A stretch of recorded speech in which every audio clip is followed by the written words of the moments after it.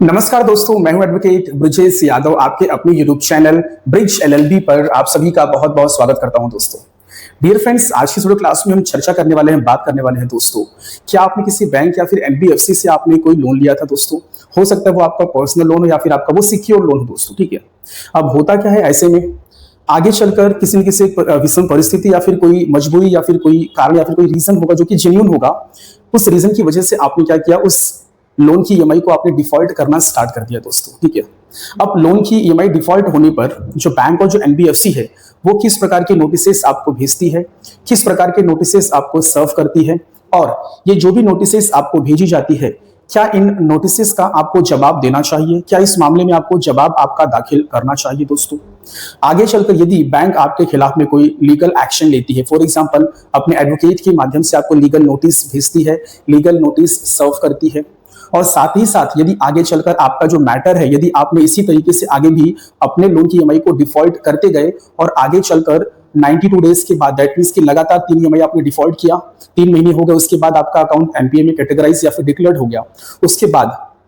आपको legal notices तो भेजी गई, ठीक है। साथ ही साथ यदि आपके मैटर्स को आगे चलकर कोर्ट में रिफर कर दिया गया, ठीक है, आपके मैटर को कोर्ट में भेज दिया गया, आपके खिलाफ में, आपके अगेंस्ट में कंप्लेन फाइल हो गई दोस्तों, तो क्या ऐसे में यदि कोर्ट के द्वारा कोई आपको नोटिस आती है तो क्या कोर्ट के नोटिसेस का भी आपको जवाब देना चाहिए दोस्तों? या फिर जो एडवोकेट्स या फिर जो लॉयर्स होते हैं बैंक और एनबीएफसी के, उनके द्वारा जो आपको लीगल नोटिसेस सर्व की जाती है दोस्तों, क्या उसका जवाब देना चाहिए? तो किस प्रकार की नोटिसेस बैंक या फिर उनके एडवोकेट्स या फिर जो कोर्ट है वो आपको सर्व करती है यदि आपने किसी भी लोन की ईएमआई को डिफॉल्ट किया है दोस्तों, तो किस प्रकार की नोटिसेस सर्व की जाती है और क्या इन नोटिसेस का आपको जवाब दाखिल करना चाहिए, जवाब देना चाहिए दोस्तों। तो आज हम इस वीडियो क्लास में इसी के बारे में विस्तार में डिटेल में चर्चा करेंगे दोस्तों। डियर फ्रेंड्स, वीडियो को कंटिन्यू और आगे स्टार्ट और शुरू करने से पहले मेरा आप लोगों से वापस से एक हम्बल रिक्वेस्ट है कि दोस्तों, जो भी मेरे फ्रेंड्स या फिर दोस्त या फिर मित्र पहली बार मेरे इस चैनल पर आ रहे हैं, या फिर मेरे जो भी मित्र या फिर दोस्त जो ऑलरेडी मेरे चैनल को सब्सक्राइब करके रखे हैं दोस्तों,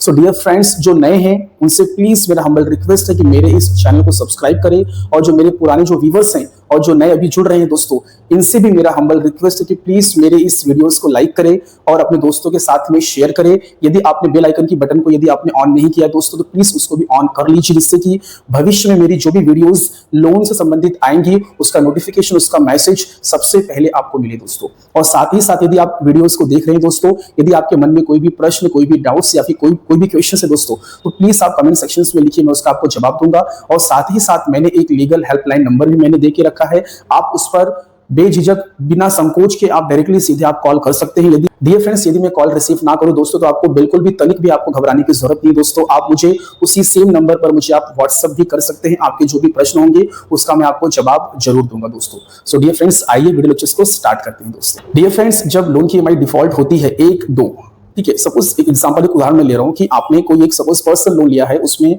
आपने 1 या फिर 2 ईएमआई को डिफॉल्ट कर दिया दोस्तों, तो ऐसे में सबसे पहले बैंक और एनबीएफसी के द्वारा दोस्तों आपको सबसे पहले रिकॉल नोटिस भेजी जाती है दोस्तों। इसमें बैंक आपको रिमाइंड करती है, एक आपको एक जनरल एक रिमाइंडर की एक नोटिस भेजती है। हो सकता है ये नोटिस आपको ईमेल के माध्यम से आ जाए, या फिर बैंक की जो ऑफिशियल जो व्हाट्सएप नंबर होगा उसके द्वारा आपको आ जाए, या फिर टेक्स्ट मैसेज के द्वारा आपको नोटिस या फिर जो भी आपको मैसेज है दोस्तों आ जाए दोस्तों, तो इसे कहते हैं रिकॉल नोटिस। रिकॉल नोटिस में क्या होता है, एक जनरल एक रिमाइंडर होती है, बैंक आपको सूचित करती है, इन्फॉर्म करती है कि आपकी 1 या फिर 2 जो भी ईएमआई आपकी बाउंस हो गई है, प्लीज कृपया इसका भुगतान करवा दीजिए, ठीक है। तो रिकॉल नोटिस का मतलब ये हुआ कि बैंक आपको सूचित कर रही है, आपको इन्फॉर्म कर रही है दोस्तों कि प्लीज आप बकाया राशि जो भी ईएमआई बाउंस हुई है उसका भुगतान करवा दीजिए दोस्तों। यदि ऐसे में आप भुगतान करने में असमर्थ है, अनेबल है, आपकी कोई मजबूरी, कोई प्रॉब्लम, कोई दिक्कत, या फिर घर में कोई फाइनेंशियल क्राइसिस आ गई है दोस्तों, या फिर कोई मेडिकल इमरजेंसी, या फिर जॉब लॉस, या फिर धंधे व्यापार में नुकसान, तो ऐसे में कहीं ना कहीं अपनी स्थिति परिस्थिति से आपको बैंक को अवगत करवाना चाहिए, और बैंक को आपको इस रिकॉल नोटिस का, या फिर आगे चलकर यदि यही सेम चीज डिफॉल्ट का जो सिलसिला ये रिपीट होता रहा, बार बार होता रहा दोस्तों, तो ऐसे में कहीं ना कहीं आगे चल के बैंक के द्वारा आपको डिमांड नोटिस भी भेजा जा सकता है दोस्तों। तो डिमांड नोटिस में बैंक आपसे पूरे अमाउंट की मांग करती है, पूरे अमाउंट की डिमांड करती है दोस्तों। तो रिकॉल नोटिस में क्या होता है, 1 या 2 जो ईएमआई बाउंस हुए सिर्फ उसका भुगतान करने के लिए आपको बोलती है, लेकिन डिमांड नोटिस कब भेजते हैं, जब आप सेम चीज जो रिपीट एंड रिपीट यदि आप डिफॉल्ट करवा रहे हैं दोस्तों, तो ऐसे में आगे चल के आपको बैंक और एनबीएफसी के द्वारा आपको डिमांड नोटिस भेजी जाती है, और वो उस लेटर के माध्यम से पूरे अमाउंट टोटल अमाउंट की वो मांग करते हैं दोस्तों। तो ऐसे में कहीं ना कहीं आपको बैंक और एनबीएफसी को आपको आपकी स्थिति परिस्थिति से आपको अवगत करवाना चाहिए और आपको बैंक को एक प्री इंटीमेशन रिक्वेस्ट लेटर या फिर आपको एक प्रायर नोटिस बैंक को भेजना चाहिए दोस्तों। उस लेटर के अंदर आपको बैंक से रिक्वेस्ट करना चाहिए कि मेरी ये प्रॉब्लम है जो कि जेन्युइन है, और आपको आपका इंटेंशन क्लियर करना चाहिए कि आप बैंक का रीपेमेंट जरूर जरूर कर देंगे दोस्तों, ठीक है। और आपको बहुत ही प्रोफेशनल और बहुत ही हम्बल रिक्वेस्ट आपको करना है दोस्तों। तो डियर फ्रेंड्स, इस प्रायर नोटिस के माध्यम से आप बैंक को सूचित और इन्फॉर्म करते हैं आपकी दिक्कत, आपकी प्रॉब्लम और आप कब पैसे का रीपेमेंट करवा देंगे, आप उनसे समय मांगते हैं दोस्तों। और इस लेटर के अंदर आगे चलकर भविष्य में थर्ड पार्टी रिकवरी एजेंट्स आपको परेशान ना करे, घर पे होम विजिट ना करे, आपको बार बार कॉल करके डराए धमकाए ना, आपके साथ में गाली गलौज ना करे। इसके संबंध में आरबीआई की जो भी गाइडलाइंस है उस गाइडलाइंस को भी उस प्रायर नोटिस के अंदर मेंशन किया जाता है कि सर प्लीज आप अपने थर्ड पार्टी रिकवरी एजेंट्स को एक बार उनको समझा दीजिए, सर प्लीज वो मेरे घर पे होम विजिट ना करे, मुझे परेशान ना करे। इसीलिए मैं आपको इस लेटर के माध्यम से आपको मैं सूचित कर रहा हूं कि मेरी जो भी बकाया राशि है इसका भुगतान मैं जल्द ही मैं समय पर करवा दूंगा। थोड़ी सी स्थिति परिस्थिति खराब चल रही है, स्थिति बहुत गंभीर है, पैसे कहीं से भी नहीं आ रहे हैं। तो आपको साथ ही साथ ये प्रॉब्लम भी शेयर करना और आपकी जो दिक्कत है वो तो ठीक है, और आपको उनको पैसे देने की आपकी जो मंशा है वो आपको क्लियर करनी है। आपको बिल्कुल भी आपको ये नहीं कहना है कि सर हो जाएगा तो दे दूंगा, ठीक है। आपको ये बताना है कि जल्द से जल्द इतने समय में मैं लौटा दूंगा, ठीक है। तो आपको आपकी इंटेंशन क्लियर करनी है दोस्तों। डियर फ्रेंड्स, अब हम आगे बढ़ते हैं। जब आपका लोन अकाउंट एनपीए कैटेगराइज या फिर एनपीए डिक्लेयर्ड हो जाता है तो उसके बाद बैंक के द्वारा या फिर एनबीएफसी के द्वारा आपको दोस्तों उनके एडवोकेट्स, उनके लॉयर या फिर अधिवक्ता या फिर काउंसिल के माध्यम से आपको लीगल नोटिसेस आपको सर्व की जाती है दोस्तों। So dear friends, legal notices जो सर्व की जाती है उसके अंदर आपके खिलाफ में, आपके अगेंस्ट में लीगल एक्शन लेने की बात कही जाती है दोस्तों। तो डियर फ्रेंड्स, इस लीगल नोटिसेस का भी आपको जवाब जरूर देना चाहिए दोस्तों। तो इस लीगल नोटिसेस का जवाब आप अपने अधिवक्ता, अपने एडवोकेट, अपने काउंसिल के माध्यम से आप इसका जवाब दे सकते हैं, और वो भी बढ़िया अच्छे से पोलाइट मैनर में, प्रोफेशनल तरीके से, इनफॉर्मल तरीके से दोस्तों। आपकी स्थिति परिस्थिति क्या है उसको आप मेंशन करिए और आप कब तक पेमेंट करवा सकते हैं। और आपको उस बैंक और एनबीएफसी से उस लीगल नोटिस के जवाब में आपको उनसे ये भी रिक्वेस्ट करना कि सर प्लीज मेरे खिलाफ में कोई भी कोर्ट की प्रोसीडिंग ना करवाई जाए, मैं जल्द से जल्द पेमेंट करवा दूंगा और मैं कोशिश करूंगा कि मैं सेटलमेंट के लिए आपके साथ में बातचीत करूं, ठीक है। तो जो भी है, चाहे वो प्रायर नोटिस हो, चाहे वो आपका लीगल नोटिस का जवाब हो दोस्तों, इसका ये चीज आपको जरूर भेजना चाहिए दोस्तों। और डियर फ्रेंड्स, ये याद रखिए कि जो भी आप रिप्लाई दे रहे हैं, रिप्लाई बहुत बेहतरीन तरीके से लेटर के ड्राफ्टिंग करिए, उस लेटर के अंदर कानूनी शब्दों का प्रयोग करिए, ठीक है, लीगल लैंग्वेजेस का यूज कीजिए दोस्तों। यदि आप खुद काबिल हैं, पढ़े लिखे कानून के जानकार हैं, तो आप जवाब खुद भी दाखिल कर सकते हैं दोस्तों। डियर फ्रेंड्स, आप खुद भी लेटर ड्राफ्ट कर सकते हैं, इसमें किसी भी अधिवक्ता की बिल्कुल भी जरूरत नहीं है दोस्तों। तो यदि डियर फ्रेंड्स आपका लेटर का ड्राफ्टिंग बहुत बढ़िया और अच्छा होगा और सटीक होगा और बहुत ही प्रोफेशनल होगा, तो जब ये रिप्लाई बैंक या फिर एनबीएफसी के पास जाता है तो उनको ये लगता है कि हमारा जो क्लाइंट है, हमारा जो ये कस्टमर है, ये बहुत ही बी प्रोफेशनल है, पढ़ा लिखा है, कानून का जानकार है। तो भविष्य में यदि आपके खिलाफ में यदि कोई वो बैंक या फिर एनबीएफसी यदि कोई इलीगल या फिर गैर कानूनी एक्ट यदि करने की सोचती भी, या फिर उनके third party recovery agents illegal act करने के बारे में सोचते भी हैं, तो उसके पहले वो जब आपका रिप्लाई पढ़ेंगे तो वो समझ जाएंगे कि भैया ये बंदा तो कानून का जानकार है, ये बंदा तो हमेशा एडवोकेट के संपर्क में रहता है, तो आपके खिलाफ में कोई भी गैर कानूनी कृत्य करने से वो बचेंगे दोस्तों। तो डियर फ्रेंड्स, यदि आप जानकार है कानून के, पढ़े लिखे, तो आप खुद भी ड्राफ्ट बना सकते हैं। यदि आप कानून के जानकार नहीं है तो प्लीज कृपया करके आप किसी एडवोकेट या फिर किसी लॉयर के माध्यम से अपना रिप्लाई बनवाएं दोस्तों।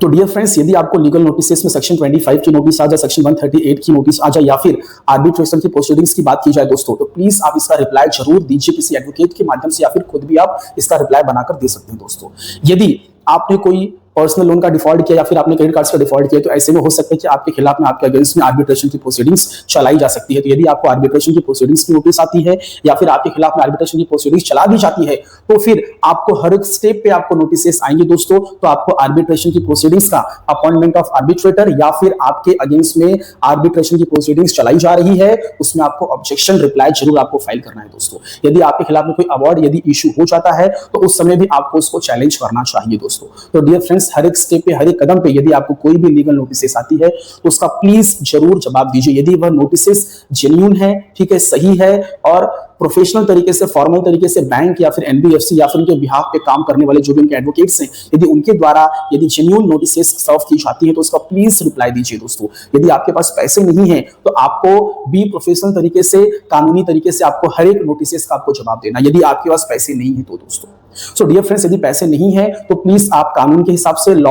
लॉ के मुताबिक आपको चलना है। यदि आप जानबूझकर पैसे नहीं देना चाहते, आप विलफुल डिफॉल्टर हैं, यदि आप, ठीक है, आप भाग रहे हैं दोस्तों, तो ऐसे में कहीं ना कहीं आप बहुत गलत कर रहे हैं दोस्तों। तो यदि पैसे आपके पास हैं तो आपको पैसे देने हैं, यदि पैसे नहीं है तो कानून के जो सलाहकार होते हैं उनके संपर्क में रहकर उनके गाइडेंस, उनके एडवाइस के अकॉर्डिंगली आपको काम करना है दोस्तों।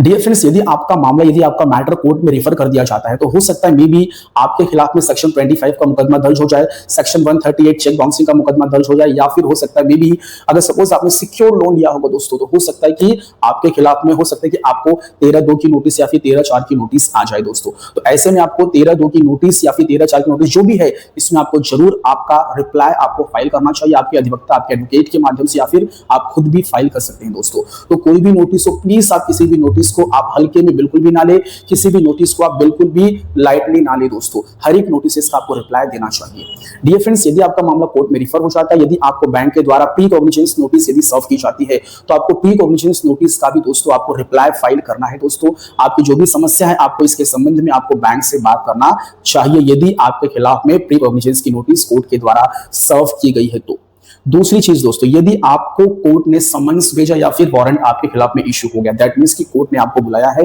कोर्ट ने आपको फला फला ये डेट पे आपको हाजिर होने के लिए कहा है दोस्तों, तो ऐसे में कहीं ना कहीं आपको कोर्ट की नोटिस का डेफिनेटली 100% 101% आपको इसका जवाब देना चाहिए। और दिए गए समन्स के डेट, जो भी समन्स की जो आई है नोटिस, उस पर जो भी डेट, समय, तारीख जो भी मेंशंस है, उस डेट पे आपको पर्टिकुलर जो भी कोर्ट होगी, संबंधित कोर्ट, उस कोर्ट में आपको हाजिर होकर जाके अपना जवाब दाखिल करना चाहिए और आपको बेल लेना चाहिए दोस्तों, एक अच्छा बढ़िया अधिवक्ता के गाइडेंस भी दोस्तों। सो डियर फ्रेंड्स, मेरा आपसे बार बार हम्बल रिक्वेस्ट है, किसी भी यदि कोई भी किसी भी प्रकार कोई भी यदि नोटिस आपको सर्व किया जा रहा है, ठीक है, स्पीड पोस्ट के थ्रू या फिर किसी भी कुरियर के माध्यम से कोई भी नोटिस आ रही जो कि जेन्युइन है, ठीक है, सही है, उसका आपको जरूर जवाब देना चाहिए दोस्तों, यदि आप